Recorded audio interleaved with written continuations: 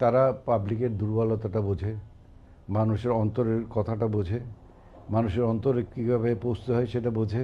তোমরা তা বোঝো না। ডিজাইনের জন্য তারা 10 বছর 20 বছর পর্যন্ত চেষ্টা করেছে, এবং that is the only regimented party in Bangladesh. এবং তোমার যে বদনামটা আছে সে বদনামটা তো ঘুচিয়ে ফেলতে হবে, এবং ওই বদনামটার দিকে তো তুমি হাতই দিচ্ছ না। আমি যদি এই বক্তৃতাটা দেই তাহলে মানুষের অন্তরে টাচ করবে, আর আমি যদি বলি আপনাদের কার্ড দেবো ওইটা টাচ করবে, এটা খুব বেশি না।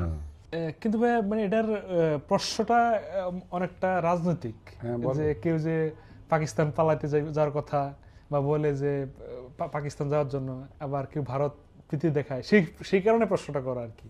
আবার বলে যে ওই যে গোলাম আজম তখন তো সৌদি আরব ছিল, সে তো ইচ্ছা করলে পাকিস্তান চলে যেত, কিন্তু সে তো বাংলাদেশে আসছে। এই কারণে এইটা রাজনৈতিক প্রশ্ন বলা যেতে পারে। সে তো সৌদি আরবেও ছিল, পাকিস্তান পাসপোর্টে ছিল, সে বাংলাদেশে এসে মাপ চেয়েছে কখনো? দুঃখ প্রকাশ করেছে, হ্যাঁ। আমি ব্যক্তিগতভাবে কাউকে আক্রমণ করতে চাই না। আমি জামাত সম্পর্কে তো বলে দিয়েছি যে যা তারা রাজনৈতিক কারণের জন্য তারা দ্বিমত পোষণ করে আর একদিকে যেতে পারে, they have got the right. কিন্তু দেশের সম্পূর্ণ লোক যখন তোমার একদিকে মত, তুমি তার বিরুদ্ধে গিয়ে অস্ত্র ধরে তাদেরকে খুন করছো, তাদের ঘরে আগুন দিচ্ছ, তাদের সমস্ত কিছু লুটপাট করছো, তখন তো তুমি যে কোনো অ্যাঙ্গেল থেকে দেখো তুমি তো অন্যায় করছো, পাপ করছো। তো সেটাকে মাপ চাইবি না? মাপ চাইলে আল্লাহ তো মাপ করে দিতে, আল্লাহ মাপ করে দিতে পারেন। তো বাংলাদেশের মানুষ তো এত হার্ড মনের না যে তাদের কাছে মাপ চাইলে আর তারা মাপ করে না। তারা তো মাপ চায়নি, তারা তো এখনও মাপ চায়নি, তারা এখনও কথায় কথায় বলে, অনেকে কথায় কথা বলে, তারা যে বললাম যে কনফারেন্সটা নিয়ে আসে, এখনও কথায় কথায় বলে, এখন আর ইদানিংকালে বলছে না যে 71-এর মুক্তিযুদ্ধ মানি না, 72-এর সংবিধানকে মাটির সাথে মিশিয়ে দাও। আরে তোমার মাকে জন্ম দিছে যে তাকে তুমি মানো না, তুমি মাসির দরদ তোমার বেশি হয়ে গেল। You love your mother first. তোমার মাসির জন্য তোমার ভালোবাসা থাকবে নিশ্চয়ই। আমরা আগস্টকে তো আমরা ডিজাউন করি না। আমরা স্বাধীনতা যুদ্ধে আমরা যা চেয়েছিলাম সেই স্বপ্ন তো আমাদের পূরণ হয়নি। তাই স্বপ্নগুলো পূরণ করার জন্য তোমরা যখন মুভমেন্ট করেছো, তোমরা যখন রক্ত দিয়েছো, সার্টেনলি তোমরা আমাদের হৃদয়ের কথাগুলোকেই তোমরা রিপ্রেজেন্ট করছো। So we have got all the honour for you.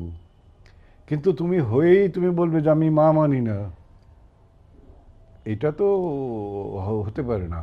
এটা তো অন্যায় হবে। তুমি আসলে কোত্থেকে তাহলে, তোমার মা না থাকলে? Right. From where you have come? তুমি কোন কান্ট্রিকে জন্ম দিয়েছো? তোমার দেশের নাম কি? জি, যে ছাত্র শিবিরের যে ভূমি 10 বিজয় বলা হয় আর কি, মানে শিক্ষা সংসদ, ছাত্র সংসদে আর কি, বা 5ই আগস্টের পরবর্তী সময়গুলোতে তারা যে কাজ করতেছে, আমরা এটাও দেখি যে ছাত্রদল বা অন্য সংগঠনের সাথে তাদের বিরোধ দ্বন্দ্ব দেখি, তারপর তাদের কাজগুলো দেখি, পাশাপাশি ভিপি নির্বাচিত হয়েছে। এই বিষয়গুলোকে কীভাবে দেখেন? It's a well planned, well organised machine. একটা মেশিনের মধ্যে যদি তেল তুল দিয়ে দেওয়া হয় তাহলে যেটা নিঃশব্দে চলতে থাকে, ওটারও ভীষণ রকমের তেল তুল দেওয়া হয়েছে, যে কারণের জন্য ওরা নিঃশব্দে অনেক কিছু করেছে, যেটা আমরা সশব্দে রাস্তায় রাস্তায় চিৎকার করেছি, কাজ হয়নি কিছুই। That is the main answer. ওরা তো মানুষের, ওই যে আমি বললাম যে কথায় কথায় বললাম না একটা, যে আমি যদি এই বক্তৃতাটা দেই তাহলে মানুষের অন্তরে টাচ করবে, আর আমি যদি বলি আপনাদের কার্ড দেবো ওইটা টাচ করবে, এটা খুব বেশি না। তো বক্তৃতা তো তাদেরকে দিতে হবে, তা ভোট তো তাদের কাছে, ইয়াং জেনারেশনকে দিতে হবে, ইয়াং জেনারেশন তো তাদের কাছে। আপনার কাছে প্রতিদিন প্রতিটি অ্যাম্বাসেডাররা আসে, একজন অ্যাম্বাসেডারকে বলুন তো, তার যে এই ডিপার্টমেন্টটা যারা দেখছে তারা তাকে কারেক্ট অ্যাডভাইস করছে না তো। করছে না। আচ্ছা ভাই, এবং দেখি তুমি এমনি, তোমাকে বলি যে এমনি তার কতগুলো অ্যাকশন নেওয়া উচিত, যে অ্যাকশনগুলো দৃশ্যমান অ্যাকশন হতে হবে। চাঁদাবাজি তোমার সব জায়গায় হাত দেওয়ার দরকার নেই, মেইন জায়গায় যেটা দরকার, 10টা বড় বড় ইন্ডাস্ট্রিয়ালিস্ট যাদের জন্য ওই খেজুর খুরমা, তেল, আর এই জিনিসগুলো যারা করে কমিটি কি বানায় যেন এরা মিলে সোরা কোম্পানি বানায় না, তারপরে তারা ওইটা দিয়ে ব্যবসা করে কোটি কোটি হাজার হাজার কোটি টাকা কামাই করে। হ্যাঁ, রিজার্ভ রাখে যেসব পার্টি, তারা তো 5 জন মিলে একটা কমিটি করে, তারা জি জি তাদের 2 জনকে ধরে নিয়ে পিটাই লম্বা করে ফেলো, অথবা তাদের টেলিফোন করে ডিক্লেয়ার করে দাও যে তুমি যদি তোমার জিনিসের তেলের দাম বাড়ে, তাহা হইলে বিএনপি যথাযোগ্য ব্যবস্থা গ্রহণ করিবে, সরকার করুক আর চাই না করুক। যথাযোগ্য ব্যবস্থা বলতে যা খুশি তাই মানে মারবে তা তো বলবে না, তো ওইটা বললে পরে তো ওদের কাঁপাকাঁপি শুরু হয়ে যাবে। তা কাঁপাকাঁপি শুরু হয়ে গেলে পরে জিনিসের দাম কমবে, জিনিসের দাম কমলে পরে পাবলিক খুশি হবে, পাবলিক খুশি হয়ে গেলে তো মনে করবে যে হ্যাঁ এই জিনিসের দাম তো কমে গেছে। রাস্তার মধ্যে মেইন 4টা জায়গার মধ্যে তোমার লোকজন দিয়ে 4টা জায়গা বা 8টা জায়গায় তুমি মনে করো 20টা জায়গা সিলেকশন করলে, যে এই 20টা জায়গায় যারা সিলেকশন করলে তারা 20 জনের লোক হলো, 20 জনের কমিটি। এই 20 জন কমিটি তোমার এখানে দেখবে চাঁদাবাজি হবে না। এই 20 জনের কমিটিকে তারা পরবর্তী পর্যায়ে, ইলেকশনের পরবর্তী পর্যায়ে এই 20 জনকে নিয়ে প্রেসিডেন্ট যে মানে উনি তাদেরকে নিয়ে খাওয়ার অ্যারেঞ্জমেন্ট করবে, নিজেরা খাবে। ওই 20 জনই সেখানে, ওই 20 জন মিলে 200 জনই তার সাথে কথা বলবে। ওই লোভের চোটে ওই ছেলেগুলো তখন ওই গুন্ডাবাজি চাঁদাবাজি ছেড়ে দেবে, নেতার সাথে গিয়ে দেখা করবো, কথা বলবো। They will stand, you will have to use them. এবং তোমার যে বদনামটা আছে সে বদনামটা তো ঘুচিয়ে ফেলতে হবে, এবং ওই বদনামটার দিকে তো তুমি হাতই দিচ্ছ না। This is not the way. আচ্ছা ছিল এটা কারণ তো যে আমি বললাম যে যেটা আপনি নিজেও ছাত্র রাজনীতি করে হ্যাঁ, এটা বলেছেন। কারণ সিম্পল জিনিস। এটা কারণটা হচ্ছে যে তারা পাবলিকের দুর্বলতাটা বোঝে, মানুষের অন্তরের কথাটা বোঝে, মানুষের অন্তরে কীভাবে পৌঁছতে হয় সেটা বোঝে। তোমরা তা বোঝো না। ওরা যেটা বোঝে সেই কারণের জন্যই সেই সব কাজগুলো তারা করেছে। ইট ইজ, যারা ইংরেজিটা বলে তারা মেটিকুলাস ডিজাইন। আমি বলবো যে এই ডিজাইনের জন্য তারা 10 বছর 20 বছর পর্যন্ত চেষ্টা করেছে। And that is the only regimented party in Bangladesh. BNP may be a very big party, but BNP is not regimented party. They will have to understand it. এবং এটাকে রেজিমেন্টেড করতে হবে, রেজিমেন্টেড পার্টি করতে হবে। Regimented মানে প্রত্যেকটা পার্টির মেম্বারের মেম্বারশিপ নিতে হবে, প্রত্যেকটা মেম্বারের টাকা দিয়ে মেম্বারশিপ হতে হবে, মেম্বার হতে হবে, তখন তাদের এটার জন্য ভালোবাসা আসবে। It should be regimented. Regimented না হলে তো কোনো পার্টি চলতে পারবে না। তাহলে তো অন্য বড় বড় ইন্ডাস্ট্রিজের কাছে সারা জীবনে ডিপেন্ডেন্সি থাকতে হবে, তাদের টাকা পয়সা দিয়ে চলতে হবে। They must be regimented. আজকে যদিও তাদেরকে অনেকে ভালো বলে বা মন্দ বলে, তারা ব্যক্তিগত ব্যাপার, কিন্তু তারা কিন্তু রেজিমেন্টেড শুধু নয়, ফাইন্যান্সিয়ালিও তারা গত 30 বছর পর্যন্ত 40 বছর পর্যন্ত তারা চেষ্টা করেছে। তাদের কতগুলো ইন্ডাস্ট্রি আছে, তাদের কতগুলো হাসপাতাল আছে, তাদের কতগুলো চিকিৎসালয় আছে, এবং যেসব চিকিৎসালয় থেকে, যেসব হাসপাতাল থেকে বিনা পয়সায় চিকিৎসা নেয়, সেই চিকিৎসার লোকটার ভোটটা তুমি আশা করতে পারো না। তা তুমি কি করেছো? What you have done? Nothing doing. আচ্ছা, যেটা বললেন যে তারা পাবলিকের দুর্বলতাটা বুঝে বা কাজ করবে হবে, এটা কি তাদের কি সঠিক দিক নাকি কৌশল অপকৌশল? এটা অপকৌশল বলবো কেন?